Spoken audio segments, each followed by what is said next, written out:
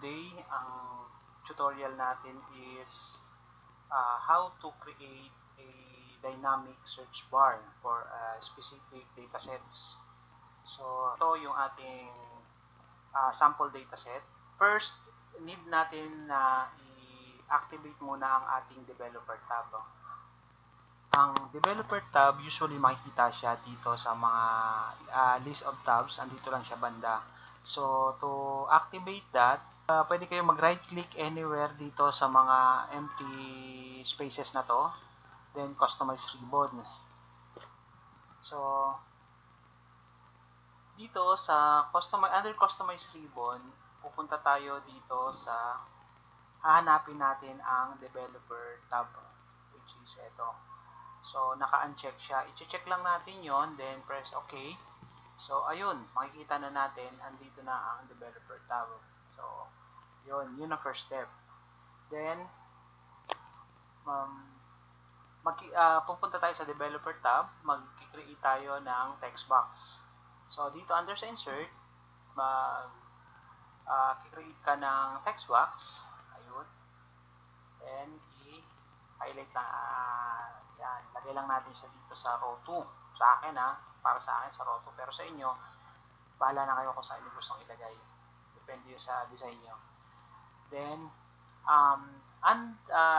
i-select lang natin yung create natin na text box, then right click tayo. Then, punta tayo sa properties. Hahanapin natin dito yung link cell, which is ito yun. Sa link cell, magli-link tayo ng any cell sa Excel para ma-link natin doon sa ginawa nating text box. So, sa case ko, ang ilalagay ko siguro ay D1, which is etong cell na yun. Ito yan, D1. Okay? So, i-X na natin. Then, to test our text box, i-disable muna natin ang design mode. So, yun, naka-disable ng design mode. So, i-try natin. Test. Ayun. Whatever, kung ano ang tinype mo dito sa text box, yun din yung magduduplicate at mag-a-appear sa specific cell na inassign natin, which is yung sa akin, sa case ko is D1. Okay? So, then, next is, magkikreate na tayo ng formula. Dito sa sample ko, ilalagay ko inline doon sa first data na makikita natin sa dataset, which is sa row 4. So, dito ako sa D4. Yan ako maglalagay. So, just type this formula. Filter. Ayun. Kapag nakita mo na at nag-highlight na kay filter, pwede mo na siyang i-tab. Ang magiging array natin is itong first data papunta dito. Yung buong table na to. Yun ang gagamitin natin. So, paano i-highlight? Basta i-highlight mo lang kung ganyan. Or kung marami siya, pwede naman ang gawin ninyo ay i-click nyo ang first data sa first column at i-click ninyo yung last data sa last column while pressing shift. Ayun. So, highlighted na siya. Ayun na yung range niya from A4 to B23. So, makunti lang naman ang laman ng ating dataset. Then, comma, ang next na hahanapin is include. So, dito, ang i-enter natin ay is number. Is number, yan. So, naka-highlight na siya rito. Tab mo lang. So, hihingi siya ngayon ng value. Magne-nest pa tayo ng another function which is search. Ayun. Then, tab mo lang uli. So, dito, pupunuan natin ngayon yung mga fields na need sa search function. So, first is find text. Ano ang hahanapin niyang text?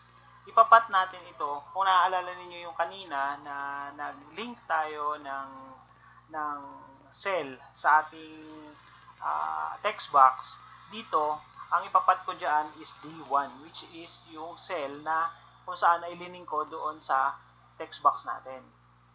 Then, comma, within text, kung saan siya maghahanap base sa kung ano yung tinype natin doon sa cell D1. So, sa case ko, maghahanap siya sa column A. So, i-highlight ko lang from first data to the last. Ang gagawin na ngayon natin is i-close na natin yung search function. So, i-close natin with parenthesis. So, nandito na tayo sa is ng function. So, i-close na rin natin yan kasi tapos na tayo sa is ng function. So, lalabas na tayo ngayon sa filter function. So, kung i-close na rin natin yung filter function na yan, so, blanco na. Meaning, na-close na natin lahat. Wala nang nag-appear dito sa baba. So, enter mo lang. Ayun. So, lumabas lahat ng mga information kasi wala pa tayong tinatype dito. Ang gawin naman natin ngayon is itry natin si Elon. Kasi medyo popular siya. Elon Musk.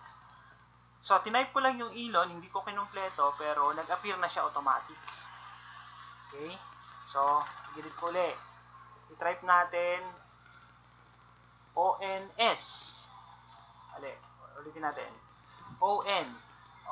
Dito lang sa ON na tinype ko, lahat ng pangalan na merong ON, it's either nasa first name, middle name, or last name man siya,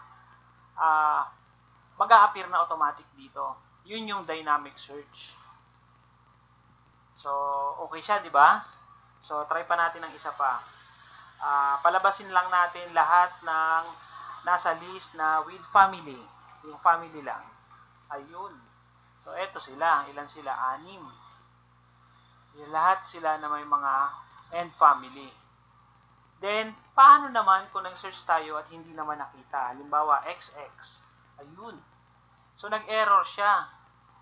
So, para maiwasan natin yung error na yon, siguro i-modify lang natin yung formula ng konti. Okay.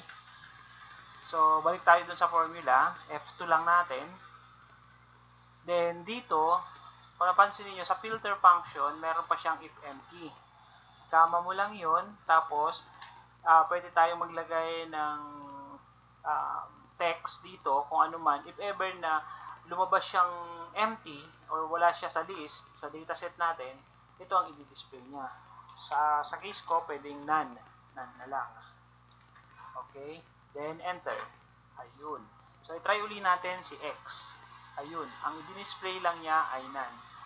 So, guys, ganun lang kasimple ang pag-create ng dynamic search sa Excel. So, I hope na nakatulong at please like and subscribe para mas ma-update kayo sa mga susunod na upload pa natin. Thank you!